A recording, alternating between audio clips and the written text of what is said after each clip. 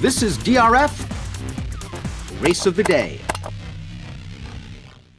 Hi everyone, David Aragona here with Craig Milkowski, and we are taking a look at the feature race at Keeneland on Saturday. It is the Grade 1 Queen Elizabeth II Challenge Cup for 3-year-old fillies going 1 1/8 miles. And Craig, this is a race where each year it seems like a 3-year-old filly's on the turf. They like to bypass the Breeders' Cup filly and mare turf and really target this race. So we typically get a really strong field in this race at Keeneland at the end of every year in October. And no different this year, 10 runners signed on, and it's a really competitive affair. It is. There's a lot of horses who I think are in here that have some chances. We have some foreign shippers that are trying to get the race. And it's exactly as you say. It's almost the last chance hurrah for the 3-year-olds before they're forced to tackle the older horses. Personally, I find that for the most part, 3-year-olds on turf aren't ready to meet elders like they are on the dirt. So it's a good spot for a lot of these runners. And I think this is a really exciting race. Yeah, as you see from the morning line, we've got some bunched horses towards the top of the pack. Empress Josephine coming off that 3rd place finish against older horses in the First Lady. 2 from the Chad Brown barn, Technical Analysis, and Shantasara, the 2nd and 3rd choices on the morning line. But also some intriguing runners. Lady Spitespear coming in from Canada, Closing Remarks from California, Burning Ambition up-and-comer for Brad Cox. So a lot of runners to consider in this race. Let's take a look at the Timeform US Pace Projector to see how they might sort themselves out on the front end. And I think this is an interesting one to discuss, Craig, because in these turf races, it always seems like everyone's a little bit reluctant to go to the lead. A couple of these Chad Brown horses have shown speed in prior starts, but I think that's mostly been because they've been involved in some paceless races. I'm not sure anybody in here really wants the front end, except maybe the 7 Lady Spitespear, but I mean, you could talk about maybe why she's not shown on the early lead. Yeah, she's not shown up there because she's just frankly been in a couple races that didn't have a whole lot of pace in them. And one of them, she didn't even lead the Natalma as a 2-year-old. Now, she did make a pretty big jump in her speed figures when she returned as a 3-year-old in that allowance race at Woodbine to a 105. So if there was one horse I think might be a bit closer up than would be expected, then the pace projector shows it would be her. Technical Analysis, she did go wire to wire last time out in that Lake Placid at Saratoga. It was over a yielding course, but the fractions were fairly strong. The race before that, she tracked a pretty strong pace, so it wouldn't surprise me if she's up front. But I'm with you. It's always a little bit more of a guessing game when they're on the lawn because it seems like nobody wants to lead a lot of times. Everybody wants to tuck in behind, so a little bit tougher for the pace projector in these kind of races. Yeah, more than ever, it seems like Chad Brown has learned the value of speed with his horses, especially in these turf routes. And I think this past year, we've seen him sending a lot more horses to the lead than we've seen in the past. I think of runners like Trubovan and Blowout. And Technical Analysis did that last time. If we take a look at her past performances, she's just been improving with each and every start, Craig. And I know this is a horse that they thought a lot of early in her career. She had done some good things as a 2-year-old. But since she's come back as a 3-year-old, aside from that one race in the Wonder Again, where she didn't get the right ride behind a slow pace, got 2 rank. Since then, she's been perfect at a couple starts and just seems like she's really heading in the right direction coming into this QE2. Yeah, that's kind of why I drew that big giant red arrow there, because she's improved. You can't even see her debut, but every single time out, she's improved her Timeform US speed figure. Even in the race where she didn't get the best of trip, she had a slight improvement over a prior race. And she's done nothing but win, and not just win. She's doing it pretty easily. Usually turf races are a lot closer than dirt. It's not rare to see the winning margins at less than a length. But when she wins, she's doing it by open length. So I think you really have to consider her strongly in this spot.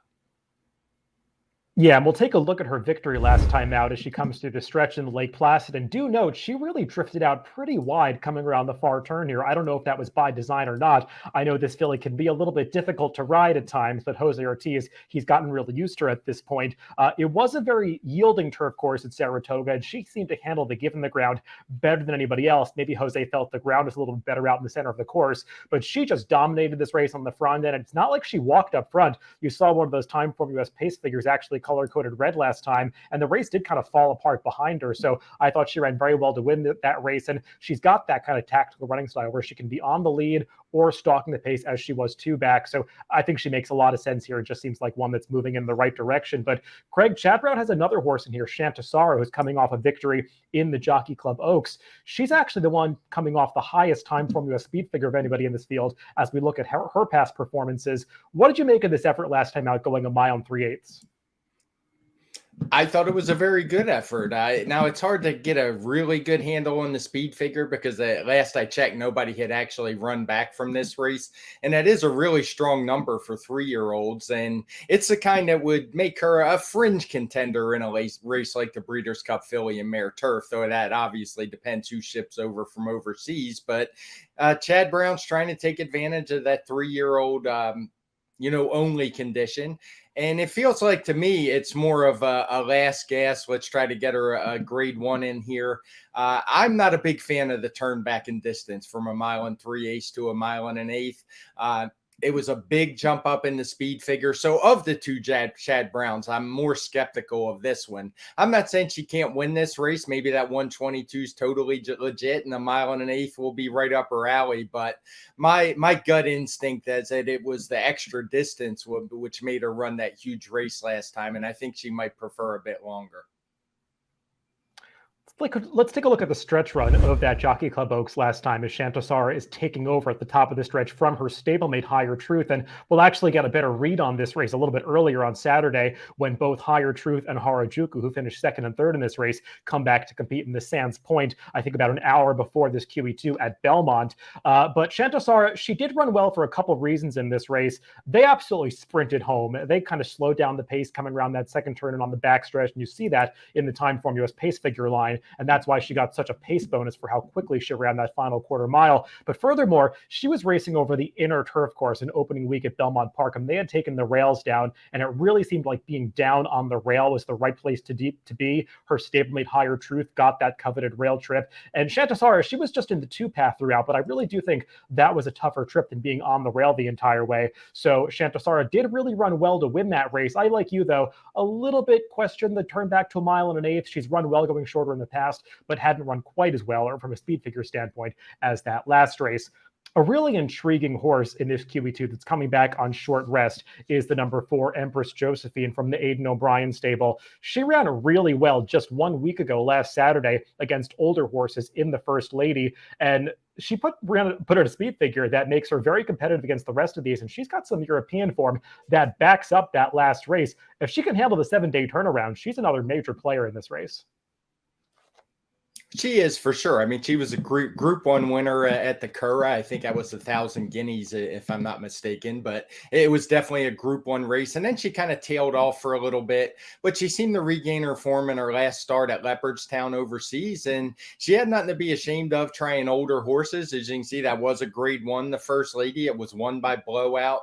And now she's coming back on only 7 days rest. So I think there's a lot of things you got to consider here with a horse like this. I actually had her picked as my top pick at first before the morning line came out because it's a race where I don't particularly love anybody. I think a few horses have a shot, but she's the morning line favorite. And if that's where she goes off, I don't want to have her on top because I do have some question marks. That 7-day turnaround could be a little bit much. I know we see that overseas more often than we do here.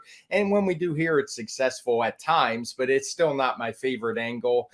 And she actually had a perfect trip in that First Lady. That was my one real hesitation about her. Blowout was on an easy lead, but it's not like she crawled up front. Empress Josephine saved ground the whole way, never had a straw in her path, never had to break stride, and just wasn't quite good enough to catch those two. So while I do think she's a contender, I leaned against making her my top pick in here, despite thinking she'll probably run pretty well. Yeah, let's check out the stretch run of that first lady that Craig was just talking about. And I agree, she got a great trip in this race. She was never really further outside than the 2 path until they got into the stretch when John Velasquez angled her out in the 3 path to make her run. And she got to make that clear run on the outside. Maybe some others didn't have ideal trips in this race. Altica, you could see that gray horse on the rail was a little bit stymied in traffic for a while. But Empress Josephine, as a 3-year-old facing older horses, finished off really well to get up for third. She was actually getting to the runner-up Real Glory at the end of this race. I just wonder if she's totally reliable, Craig, because her form in Europe, it had been a little bit spotty. It seemed like she went in and out of form without a lot of warning. I agree, she's put forth 2 good efforts in a row now, but this 7-day turnaround feels like Aidan O'Brien with these runners that he sends to America. It seems like he's just firing off bullets in the dark sometimes, hoping that they run well. It doesn't seem like there's always a real clear master plan, and I think he's probably just running her back in 7 days because she's still here and this race came up. I don't really question the stretch out to 1.125 miles. I just wonder if we're going to see the same effort from her that we did a week ago. Another horse from the O'Brien family that's racing here is the number 5 Nicest, that's making actually her first start in the U.S. after being campaigned in England and Ireland earlier in the year. Nicest, Craig, definitely kept some good form. We take a look at her time form USPPs. And what I love about the time form USPPs is that you can get some really detailed analysis of the European races from people who are experts and follow those races overseas. And Craig, as you highlighted, last time out, she was behind Snowfall, and no disgrace losing to that filly. No, none at all. She's been pretty dominant over in Europe. She didn't run particularly well in the ARC. I believe it was last weekend or the weekend before that, but she was a 3-year-old filly facing older, wasn't quite up to the task that day, but she's clearly the top 3-year-old filly in Europe. She won the race by 8.5 lengths, and you see that this filly, Nicest, was only 9 lengths behind, so she was right there among the best of the rest in the field, and I don't want to totally dismiss her as a horse that might get away at a price. There's another shipper from Europe in here who I don't particularly care for, but I do think Nicest has a shot in here. I don't know much about the trainer. I know it's a son of, I believe it is Aidan O'Brien, but that's about all I know about him. I know more about Joseph, but I just think these shippers, you have to take them seriously when they show the kind of form that she has.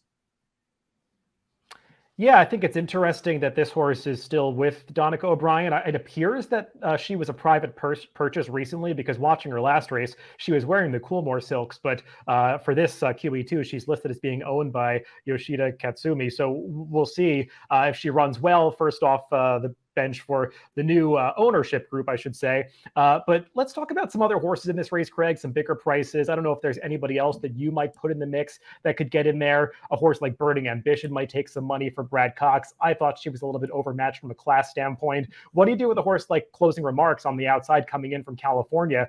She ran a nice speed figure last time, finishing behind Going Global, who's just been dominant out there. But breaking from post 10 in a race that has kind of a murky pace situation might not be the easiest trip for her. It's not. The post is bad, and we've talked often on our various shows about the California turf contingent, and I just don't think they're as good, and the post certainly is not doing her any favors.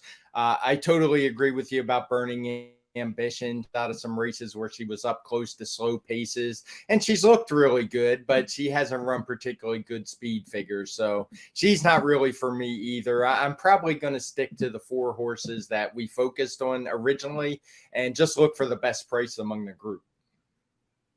Yeah, the one that I would throw in underneath at a price is actually that other Euro that you briefly mentioned, the number 9 Cloudy Dawn. Again, not an ideal post position, but just seems like a filly that's really been improving since they've started to stretch her out in distance. 9 furlongs might be a real test of her stamina, but I liked her race from Deauville last time in France when she got up to win. The runner-up in that race, Just Beautiful, came right back to win a Group 3 event in Europe. So I think that she might just be heading in the right direction coming into this race in good form, but it's going to be a tall order to beat some of those runners drawn down towards the inside as we throw up our picks for this race. Craig, we pretty much agree here. I know that you were kind of going back and forth between technical analysis and Empress Josephine, and eventually you're just going to let price be your guide. I do agree. Technical analysis probably going to be the biggest price of those horses that we have as our top 3 picks. Yeah, that's what I thought. And I just love her versatility. She's run well on firm. She ran well on an off track. She's won on the lead. She's won off the lead. She won pressing a fast pace. So I just think she has a little more upside and is going to offer some more value than a couple of the other options in here. Yeah, we agree here. And there's a little bit of rain in the forecast for Lexington on Friday night, and that's not going to hurt technical analysis at all because she went over that yielding ground last time and has handled horses with given them in the past. So technical analysis for both Craig and I in the QE2 on Saturday at Keeneland. Good luck if you're playing this weekend.